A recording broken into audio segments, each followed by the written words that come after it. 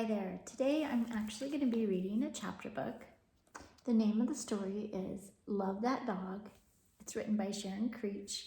This is a favorite among our older grades, and it's definitely appropriate for younger kids, but I think my 3rd through 6th graders will enjoy it the most. So I'm going to read part of it today, and then I'll read some more tomorrow. Love That Dog by Sharon Creech, and the publisher is Harper Trophy. Jack, room 105, Miss Stretchberry. September 13th.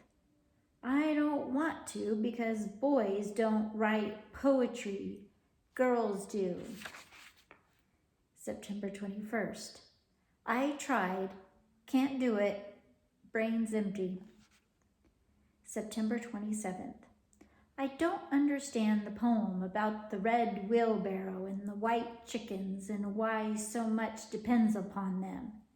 If that is a poem about the red wheelbarrow and the white chickens, then any words can be a poem. You've just got to make short lines. October 4th. Do you promise not to read it out loud? Do you promise not to put it on the board?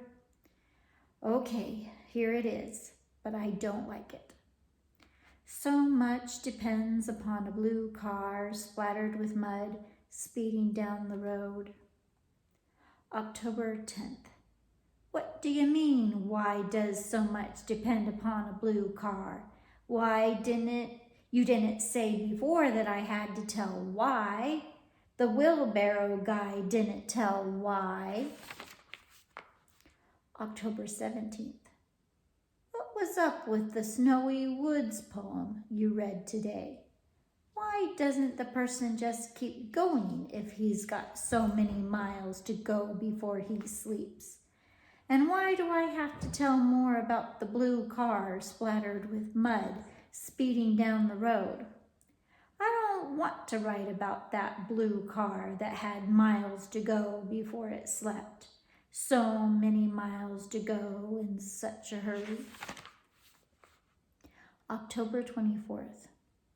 I am sorry to say I did not really understand the Tiger, Tiger, Burning Bright poem, but at least it sounded good in my ears.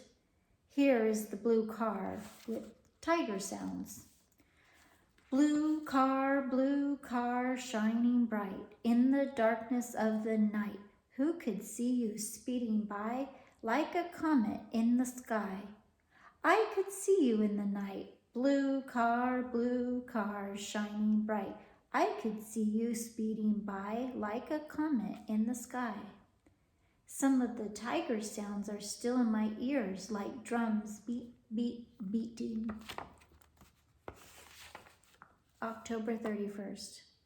Yes, you can put the 2 blue car poems on the board, but only if you don't put my name on them. November 6th. They look nice typed up like that on blue paper on a yellow board. But still, don't tell anyone who wrote them, okay? And what does anonymous mean? Is it good? You know what anonymous means? When you see anonymous on the bottom of a poem or a story, anonymous means that we don't know who the author is, or they're anonymous to us. They don't say who the author is. November 9th. I don't have any pets, so I can't write about one, and especially I can't write a poem about one. November 15th. Yes, I used to have a pet. I don't want to write about it. You're going to ask me, why not, right? November 22nd. Pretend I still have that pet. Can't I make up a pet, a different one, like a tiger or a hamster, a goldfish, turtle, snail, worm, flea? I liked those small poems we read today. When they're small like that, you can read a whole bunch in a short time. And then in your head, all the pictures of all the small things from all the small poems. I liked how the kitten leaped in the cat poem and how you could see the long head of the horse in the horse poem.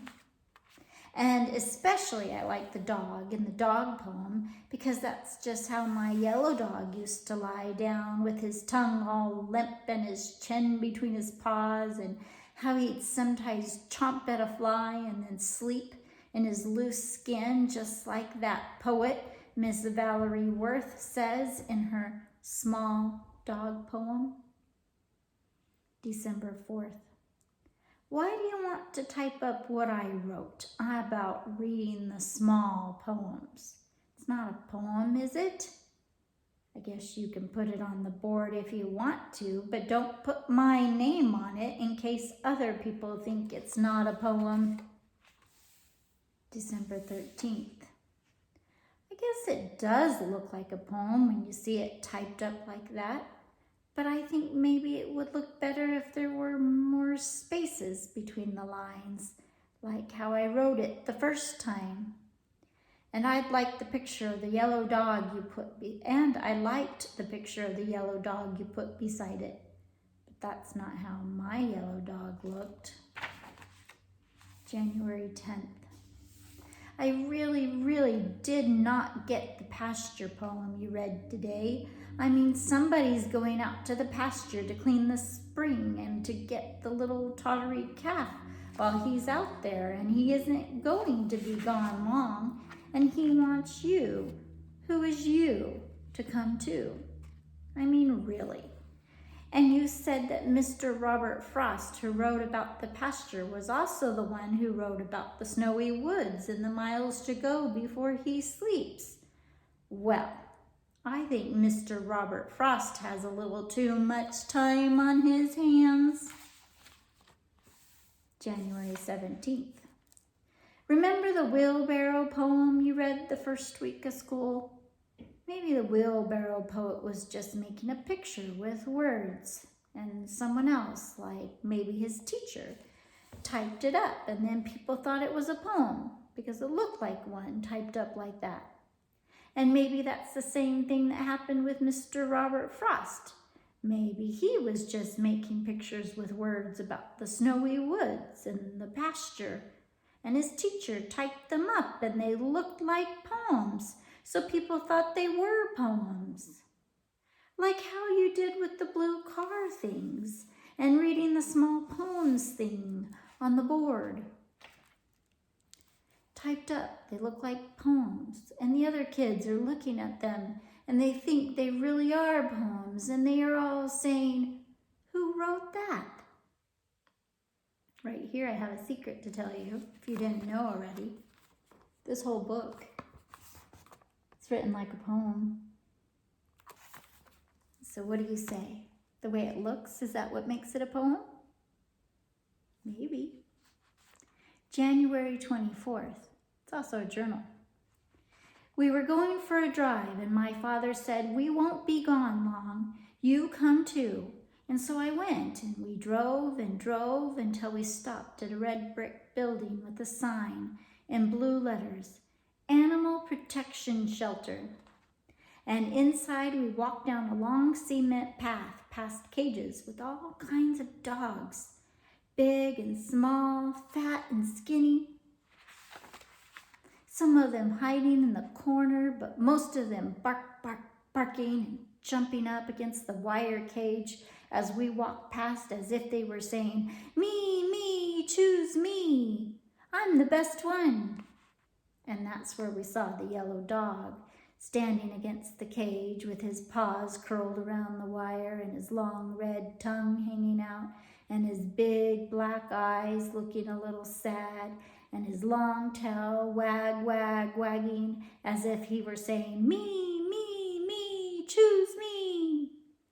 And we did. We chose him. And in the car, he put his head against my chest and wrapped his paws around my arm as if he were saying, "Thank you, thank you, thank you." And the other dogs in the cages get killed dead if nobody chooses them. January 31st. Yes, you can type up what I wrote about my yellow dog, but leave off the part about the other dogs getting killed dead, because that's too sad. And don't put my name on it, please. And maybe it would look good on yellow paper. And maybe the title should be, You Come Too. What do you think? You think he should put his name on his poems that his teacher puts on the board? February 7th. Yes, it looks good on yellow paper, but you forgot, again, to leave more space between the lines, like I did when I wrote it. That's okay, though. February 15th. I liked that poem we read today about street music in the city. My street is not in the middle of the city, so it doesn't have that loud music of horns and trucks, clash, flash, screech. My street is on the edge of a city, and it has quiet music most of the time. Wisp, meow, swish. My street is a thin one with houses on both sides, and my house is the white one with the red door. There is not too much traffic on my street, not like in the middle of a city.